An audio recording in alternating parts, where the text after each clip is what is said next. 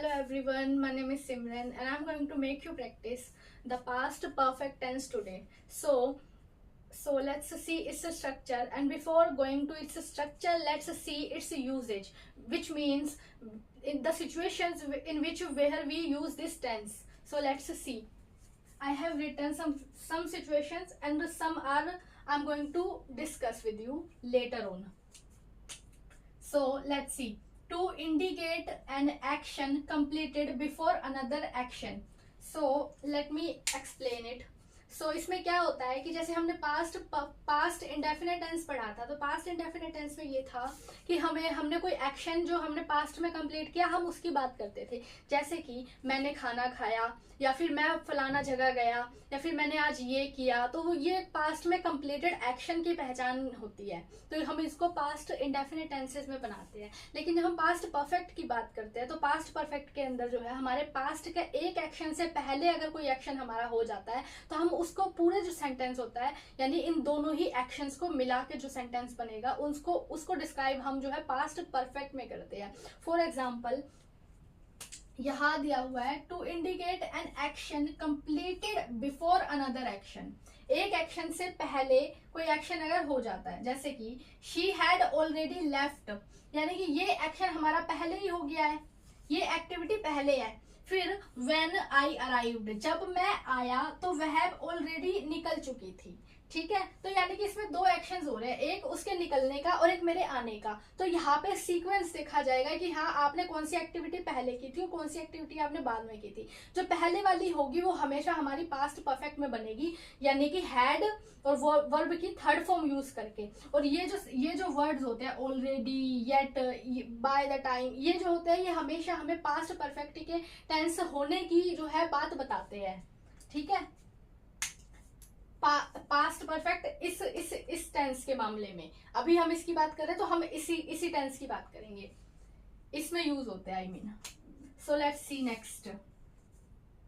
To show that something happened before a specific point in the past. Past में एक specific point से पहले अगर कोई एक्शन हो गया है, तब भी हम इसका यूज करते हैं। जैसे कि बाय द टाइम, ये जो फ्रेज है, इसका मतलब होता है, बाय द टाइम का मतलब होता है जब तक। ठीक है, जब तक मूवी स्टार्ट हुई, यानी कि जब तक मूवी स्टार्ट हुई, we had already found our seats, हमें हमारी सीटें मिल चुकी थी, जब तक मूवी स्टार्ट हुई। यानी कि जब मूवी स्टार्ट हुई जिस मोमेंट पर, तो वो एक्शन बाद का है, तो हम उसको जो है पास्ट इंडेफिनेट में बनाया है, इसीलिए हमने। और जो पहला एक्शन है, जो कि पहले हो गया, कि मूवी स्टार्ट होने से पहले हमें हमारी सीट मिल गई, तो हमारी सीट मिलने वाले सेंटेंस को हमने जो है पास्ट परफेक्ट में बनाया है। ठीक है, सो अब मैं दूसरी सिचुएशंस डिस्कस करती हूँ आपसे।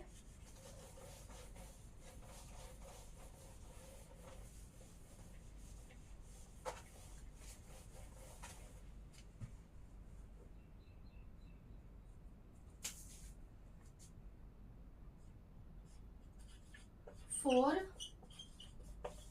रिपोर्टेड स्पीच, ये रिपोर्टेड स्पीच के बारे में जो है मैं आपको सब्सिक्वेंट क्लासेस में बताऊंगी। अभी आप ये देख लो कि हाँ, जब एक सेंटेंस के थ्रू मैं आपको बता देती हूँ।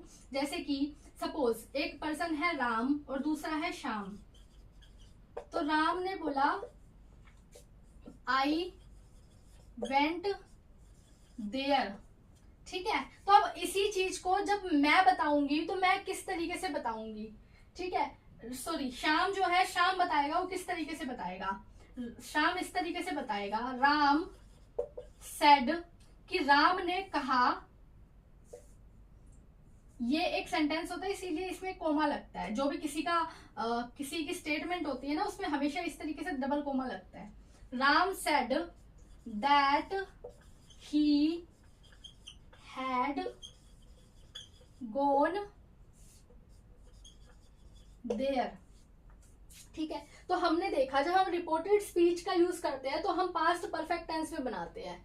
ठीक है, यानी कि जब ये पहला सेंटेंस जब हमारा होगा इस तरीके से, तो उसको इस तरीके से बनाएंगे हम। जब कोई दूसरा पर्सन उसी स्टेट में, उसकी पहले पर्सन की स्टेटमेंट को यूज करेगा कि राम ने कहा कि वह वहां गया था।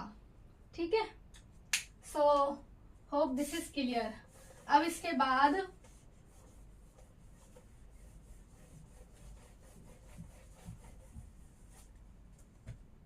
Conditional sentences.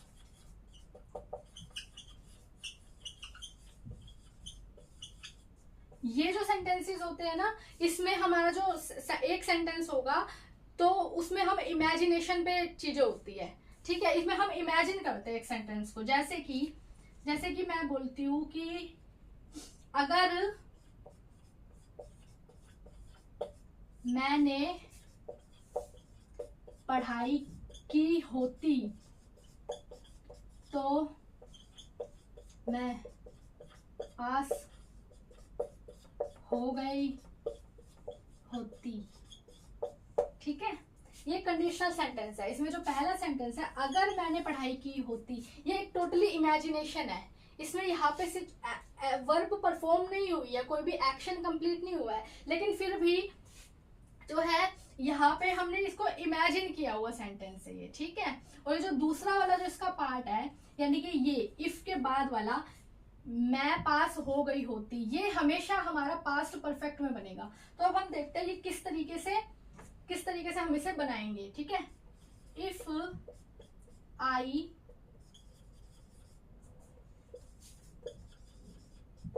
If I had studied I would have passed the exam.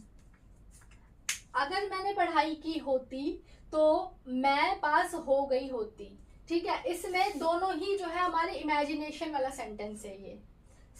इसमें जो पहला वाला पार्ट होगा हमेशा वो हमारा पास्ट परफेक्ट में बनेगा। तो अभी थोड़ी देर पहले मैंने आपको शायद गलत बता दिया था, मैंने बोल दिया था कि मैं पास हो गई होती, ये हमारा बनेगा, बल्कि नहीं होगा क्या कि ये जो पहला वाला है जिसमें इमेजिनेशन है, जो कि कंप्लीटली इमेजिनेशन है, इसके बिना ये वाला सेंटेंस नहीं आ सकता। जैसे कि अगर मैंने पढ़ाई की होती तो उसके बाद में ही ये वाला एक्टिविटी होगी कि हाँ, इसके ऊपर ये वाली जो एक्टिविटी है बाद वाली, यानी कि पास होने वाली जो एक्टिविटी है वो डिपेंड करती है अगर हमारे पढ़ाई करने पे। तो जिसके ऊपर डिपेंड करती है ना, वो हमेशा हमारा पास्ट परफेक्ट में बनेगा। ठीक है, और बाद वाले के लिए हमारा ये स्ट्रक्चर होता है कि वुड हैव पास्ड। ठीक है, वर्ब की थर्ड फॉर्म।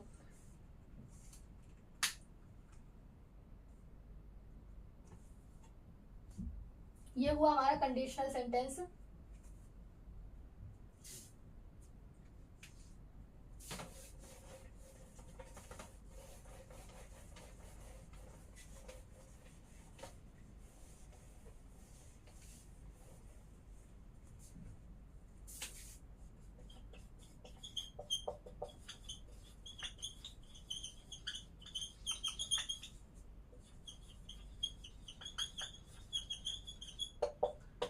अब इधर लिखा है टू प्रोवाइड बैकग्राउंड इंफॉर्मेशन। जैसे कि एक सेंटेंस लेते हैं, she was very happy because she had got a good news. यहाँ पे जो गुड न्यूज पाने वाली चीज है, एक्टिविटी जो है, वो हमारी उसके खुश होने से पहले हुई है। ठीक है, तो ये हो गई स्पेसिफिक सिचुएशंस। अब मैं इनकी बात करती हूँ।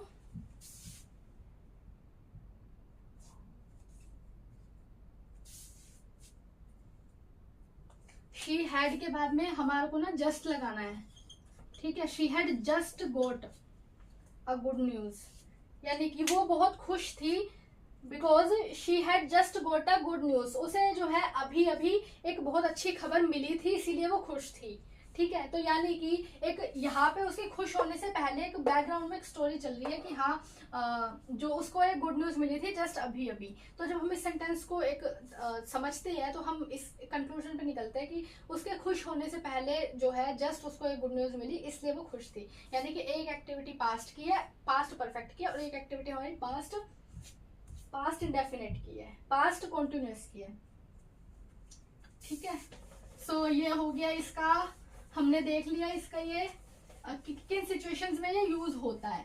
तो अब हम देखेंगे इसका स्ट्रक्चर।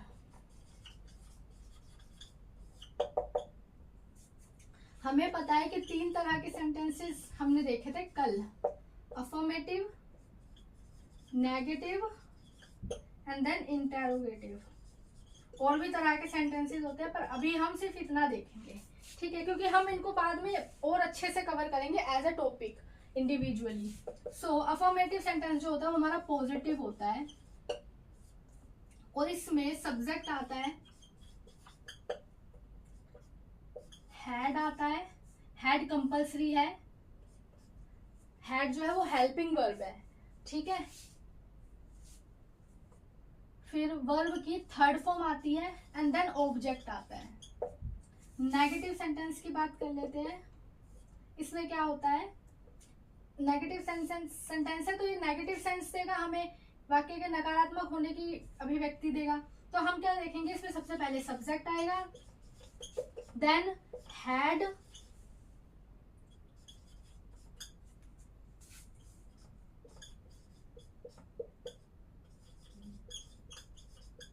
Then object.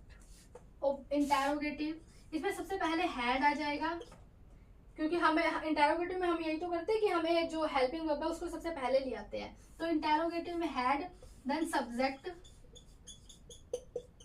वर्ब की थर्ड फॉर्म प्लस ऑब्जेक्ट।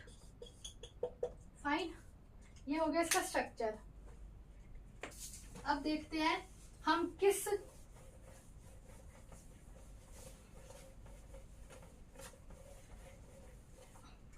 अब हम देखते हैं पर्सन के हिसाब से। हमें पता है फर्स्ट पर्सन होता है और सेकंड पर्सन होता है और थर्ड पर्सन होता है।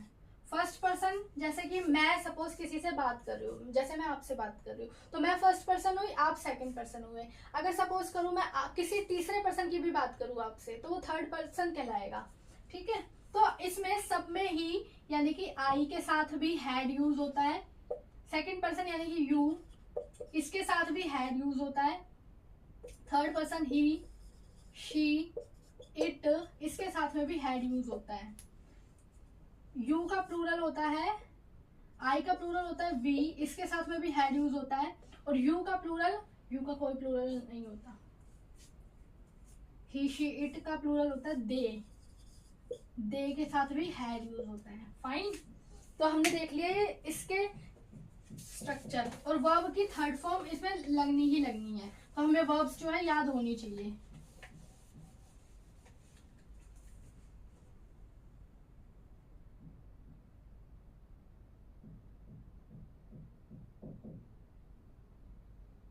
अब हम इसके कुछ सेंटेंसेस देख लेते हैं। पॉजिटिव सेंटेंसेस, मैंने अपना काम कर लिया था, I had finished my work.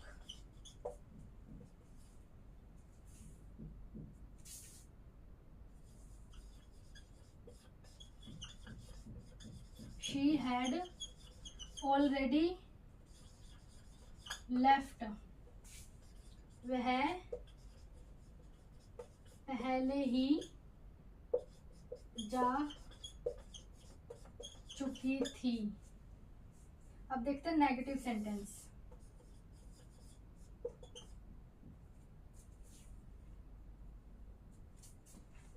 मैंने अपना काम नहीं किया है, मैंने अपना काम नहीं किया है, I had not finished my work.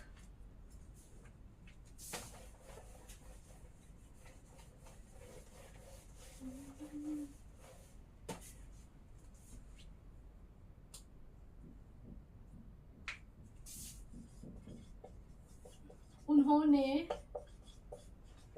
Film नहीं देखी थी, they had not seen the movie। ठीक है, अब इंटेरोगेटिव,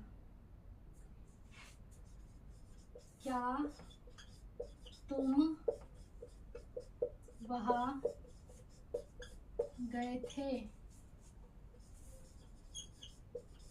had you gone और been there। ठीक है, gone की सेंस में हम been भी यूज करते हैं, वो भी जब वर्ब की थर्ड फॉर्म हो तब।